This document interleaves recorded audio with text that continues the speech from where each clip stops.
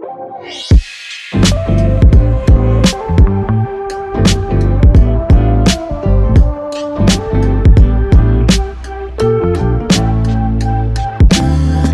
everyone. Welcome to the Soul Podcasting Podcast. I have an awesome guest today. I've been following her for some time.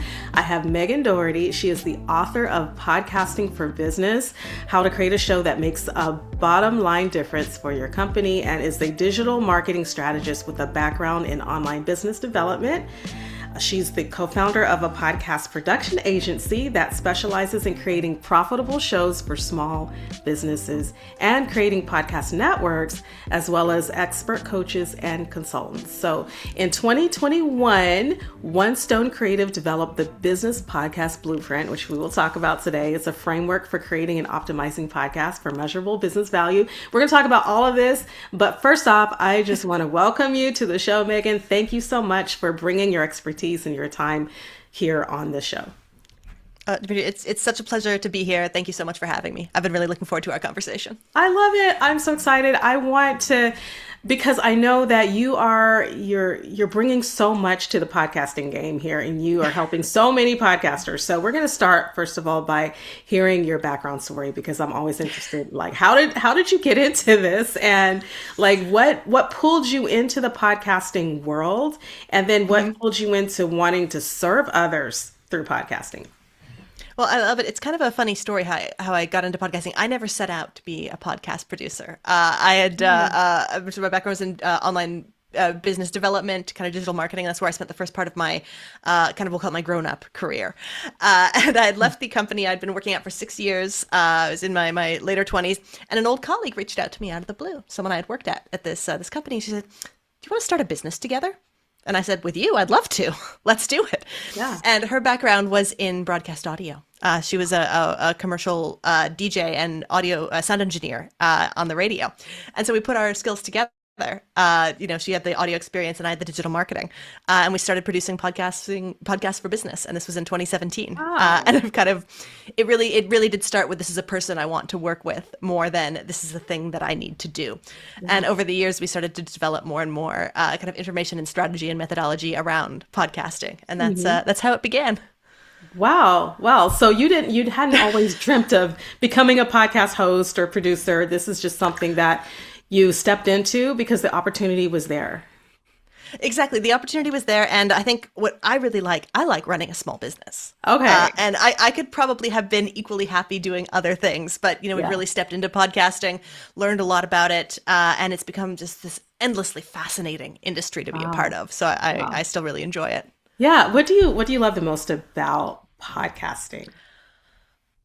I love how flexible it is. Yeah. So what I think is so cool about podcasting, and the realization I had after having done it for a couple of years, I know I didn't come in with this insider or thinking about it, but a podcast, and at least in the context of a business, a podcast doesn't have any real rules. Right. It doesn't have any real needs. It doesn't have to look a certain way or be a certain way or do a thing. It's a tool that can be custom designed to do different things within a business. Yeah. And it can do different things to serve that business. And when you start looking at it that way, this is a product that I'm going to design to do something specific for a company. Well, you've got so many options. You can make it do so many things. And I find I have not gotten bored. I don't think we've exhausted all of the possibilities or even discovered all of the things they can do yet. Right. Because there's always more experimentation. There's so much to learn with podcasting, so much to do with it. And I love that you mentioned its flexibility. You can kind of make podcasting whatever you need it to be for your organization. I love that it's a platform to share my content, my voice, my mission. And I love that it's the vehicle through which people understand where my mind is so that I can take them through that journey. And so it's just got a lot of that flexibility that you're talking about. And you also developed a framework. So I want to jump into that because I think that's going to be helpful for the rest of what I'm going to ask you. So let's talk about your business podcast Blueprint. What is this all about, and how is this helpful for solopreneurs who are listening right now? Definitely. So this is a methodology to kind of help guide that process of designing a podcast to do the specific things. After we'd been producing for a couple of years, and also as I think we do an annual research report into the top 100 business podcasts. So we had a lot of access and insight and information about business podcasts, and we identified 5 kind of ultimate reasons for podcasts to exist. And these are, that you'll get all sorts of benefits when you podcast. Tons of things accrue to you over time, but these are the 5 like prime directives, if I may get a little nerdy, for a podcast to exist. And they are relationship building, where the most important thing that a podcast is going to do is connect you with other people. And there's audience engagement, where the most important thing it'll do is help nurture an audience that's already aware of you by some means. Thought leadership are shows that mainly get your ideas and your IP out into the world. Conversion podcasts change listeners from one type of relationship to another type of relationship. And then content shows are shows that exist really just to create a flywheel of content that can be used in other areas of the business. Very cool. And so these are the kind of the 5 overarching reasons to have a podcast. And if you choose one as the most important, not the only one, but the most important one, that's going to guide all of your other decision making throughout the show, because you can start, it answers the questions for you. Should I have guests? Well, the most important thing I need my podcast to do is build relationships. So yeah, I better have some guests. Okay. Or should I have sponsors? Well, will sponsors help me build thought leadership? No. Maybe I shouldn't invest my time in getting sponsors, because that's not getting my IP out there. And so using those as a decision filter can help you save a lot of time, and it makes the decision-making process easier, because there's a lot of choices to make. There are a lot of choices. Yeah. So many. And then if you go down another level, once you've got your most important thing, there are lots of individual things you can optimize for. You can optimize for referrals, for downloads, for sponsorship dollars, for sales cycle length, for new products that you want to create, for labor cost savings. And so you figure out what are the specific things that you want that kind of fit within your most important goal. And then you just worry about those and forget everything else. And you can podcast really efficiently. That is going to streamline everything and just kind of take the guesswork out of what am I doing this podcast for, and why, and who's going to benefit, and what should my next steps be in creating this show. Exactly. So we don't waste time, if, like you said, like not everybody needs to have sponsors, not everybody needs to be interviewing guests. And so I love that your blueprint allows people to, as they start creating that podcast, figure out what is their goal and how to go down that right road, the road that's just right for them, so they don't end up, wiggling all the way through and trying to figure out. Well, exactly. Because you're a producer. I'm sure you've seen it. Somebody starts podcasting and it's really exciting, and they invest all of this time and energy and often a lot of money into it, and they're having a good time, and maybe they're getting good feedback, but the business needle is not moving. Exactly. And so, like, at a certain point, you have to end that kind of project, because you can't just keep investing in it forever if it's not delivering an outcome. And I would think this is great for like on the front end, instead of like waiting for an audit, like doing this up front, having this resource. If at all possible. Yeah. Yeah. The best time is before you start, but the second best time is now. Exactly. It's never too late to refine, but. Yes. I love that. So there are listeners who also they're trying to figure out, okay, well, what about guests? I do want to have guests, but how do they know when to bring them in? How often to bring in these individuals that's going to make that strong interview for them? How would you help them decide whether or not they need guests at all? Yeah. Well, I think that, it really comes down to the type of business that somebody's in and what the goals are for that business. Like, let's say, so if I were thinking about starting a new show for my business, what I really need is I need more clients. I need a lot more clients. Well, there's a couple of ways a podcast can help do that. You could, on the one hand, interview people who might potentially be clients, and that's advanced podcasting. You got to make sure not to feel bait and switchy or like it's a sales funnel that someone's been dumped into, but it can be done.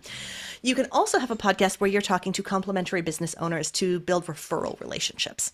So that might be if you talk to people who say we're podcast producers, we might talk to graphic designers and website builders and maybe bookkeepers and other people that small business owners are going to be working with. And we create something that's going to be valuable for anyone to listen to. Yes. But what's really important is that relationship we're making with other professionals. Because after that show where you've given them a chance to shine and share their expertise, and you've shared your own expertise, say, hey, you know what? Can you send me your customer avatar and your price sheet so that I know who to refer to you, and here's mine.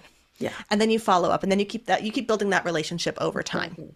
Yeah. And that's one of, I think, the strongest strategies, especially for a new a newer podcaster, Right. Or a newer business owner who is starting to build their professional network, it's an amazing engine for networking. Because most people, when you invite them on the podcast, they say, absolutely, where's your calendar? Rather than, Right. can we have a networking, or can I pick your brain, or can we do like a meet and greet? People are more hesitant to do that. No one's hesitant to get on a podcast. Exactly. I love that idea. And I think a lot of podcasters don't quite think about that aspect of interviews, that there is a business part of this where networking can be a crucial part of how we engage with those we interview. But I think this is awesome. Thank you for bringing that up. I think a lot of us don't even think about that. We just who's the next person, right? Yeah. Instead of thinking of it in terms of how can I help this? How can this help me to grow? How can it help my guests to grow? And how can we network and be supportive of each other in this endeavor? So that's I think what happens a lot is in podcasting, in the podcasting industry as a whole, the audience is always the main focus. Yeah. Right? It's the big amorphous audience of people out there who might hear your message and be impacted. And they're great. I love audience. Don't get me wrong. But for a lot of smaller businesses, the guest is the real audience of the podcast. And they're the most, from a business strategic perspective, they're going to be more impactful than a bunch of strangers who it is important to serve well and to make great stuff for, but that's not going to have a direct path to income in the same way that nurturing relationships with your guests will. Exactly. I love that. Okay, so this is all food for thought. We are going to be meditating on this and thinking, how can I recreate how I'm doing my processes right now so that I'm looking at this more strategically. So I think that is the key word for this episode is strategy. And I love that. Oh, absolutely. Yeah. Okay. So I'm pretty sure that, as a podcast consultant and coach, that you've seen plenty of shows that have begun. They've started out pretty strong, but then they stalled out. So for an entrepreneur who's kind of on the edge of either launching a show or quitting a show, what are some let's talk about mindset. What are some metrics that person might want to look at to judge the true health of their show before they either before they quit or even before they begin? How can they start to think along those terms of metrics that they need to be looking at? So that's a great question and so important for people to be thinking about. And for a brand new podcaster, someone who's never done it before, the first thing they should do is be a guest on other people's shows and see, do you like this at all? What is it like when other people do it? Yeah. Do you do the main part of the work, right? And if that is, okay, this was kind of cool, I kind of like it, the next thing I'd say is, before committing to a forever show, like an ongoing podcast releases every Tuesday until the end of time, commit to a season and do a limited release podcast of only like 8, 10, 12 episodes. Very cool. And that gives you a chance to try it out. You can thoroughly explore content. It can be with guests. It can be solo. It can be a really evergreen resource in your business. And at the end of it, you can, did you like it? Because you might not. You might hate it. You might not. And that's good to know. Yeah. And you can put up with anything for 3 months. Right? Doing something for 3 months, you can put up with it even if you don't like it. But then at the end of that, the energy is very different because you didn't fade, you didn't fail, you didn't quit. You finished a season that is a complete body of work. And now you're moving on to other things. Yeah. So I think that's one really good thing to do at the beginning. And if you've already got a show and you're just like, this isn't working, what I want you to do as someone who might be in that situation is go back and think, what does working mean? What does it mean for a podcast to be successful for you? Right. Because a lot of people get started and they don't actually identify that. Yeah. Like there's not you, and you should be really, really clear. Like a successful podcast for me means 2 new referral partners a month who are actually willing to send me business. And you say, I'm going to give myself 8 months to get to that point.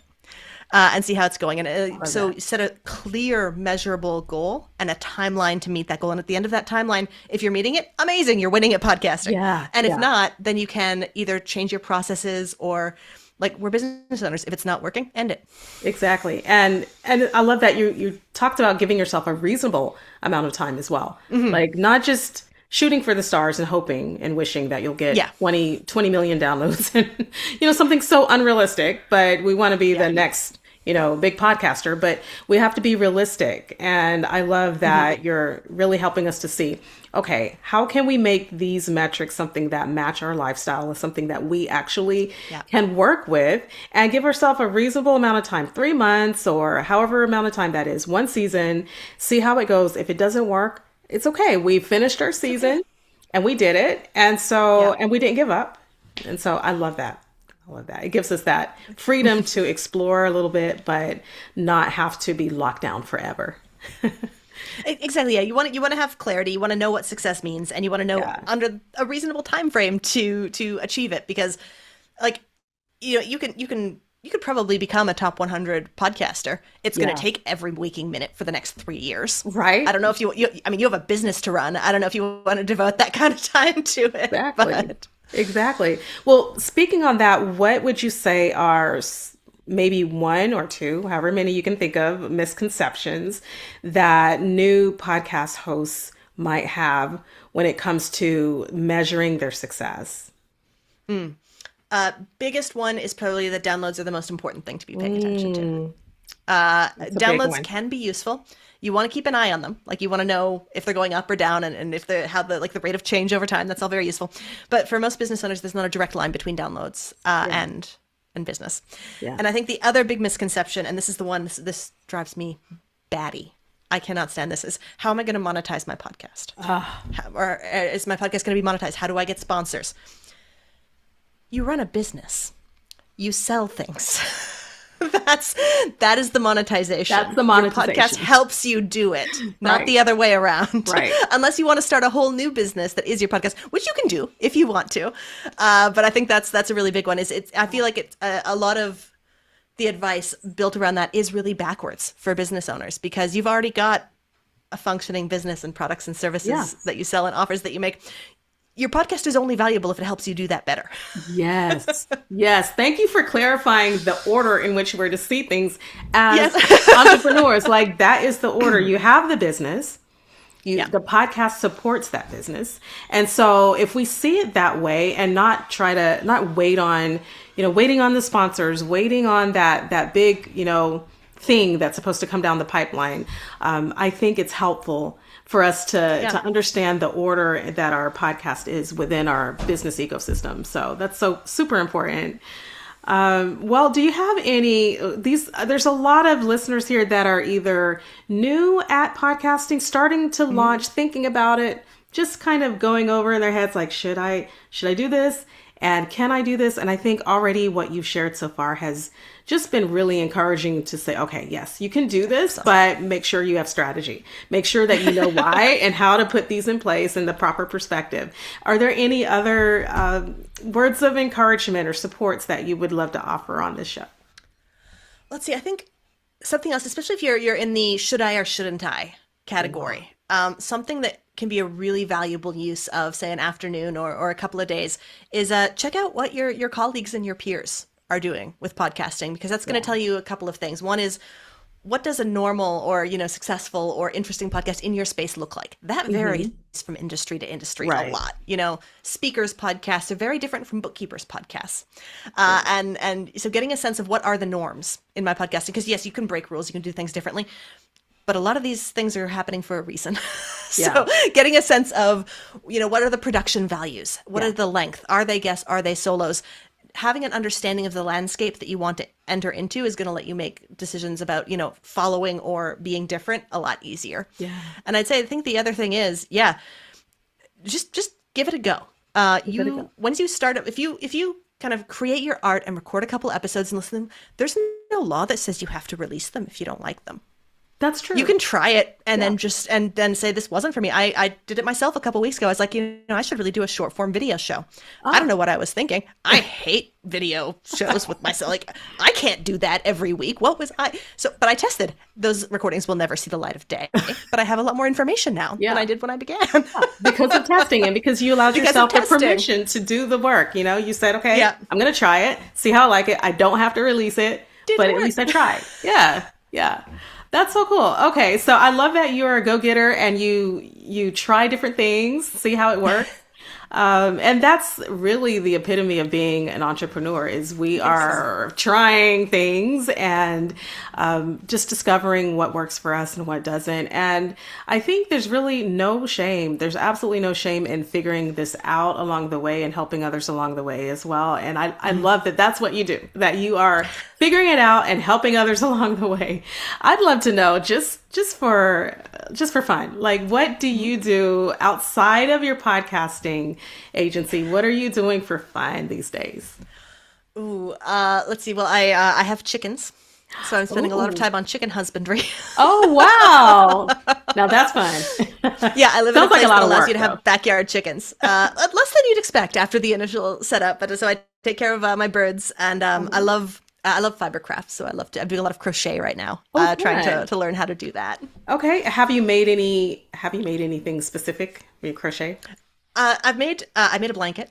I don't know Wow. if you crochet, you can make a granny square. It's a little thing about yay Yep. big, and then you Yep. make like 30 of them, and you stitch them Yeah. together, and you've got a blanket. Oh, that's so cool. So I used to. I haven't done it in a while, but blankets take forever for me. So that's it does, but that's why I like the granny square one because it's like, oh, you get that little like ping of dopamine every time you finish one, and it's yes. you Yes, can yes. do one in a couple of hours. Yeah. Well, it sounds like you're really creative and artsy.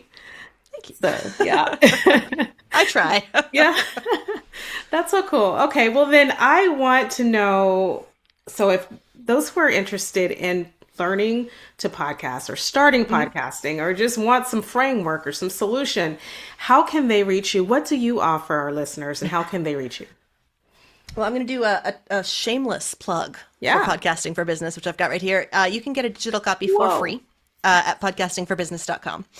So you can download Wow. it. You'll get the PDF right away. And that kind of goes through the entire methodology. And it's got fairly excruciating detail about how to optimize shows for different things. So if you're thinking That's about so it, it's a cool. good start. Okay. And there's a not zero chance it'll horrify you out of starting podcast entirely with the amount of work that is involved. But that's when you go hire someone like Demetria to help you through the process. And also on that page, you'll find out you can email, book a call, or connect with me on LinkedIn. I'm always happy to chat podcasting. Perfect. Thank you so much. We will definitely get the links to the book and how to reach your agency, how to reach everything that you're doing. And you did have a framework. So is that in the book as well as that separate? That's the book itself. That is the book. It goes. It's the whole Okay. the whole process. All right. We'll get links to everything. Megan, this has been awesome. You've been very supportive and helpful for us. So can't wait to hear more from you in the future. Thank you so much for being here. Thank you so much. Thank you.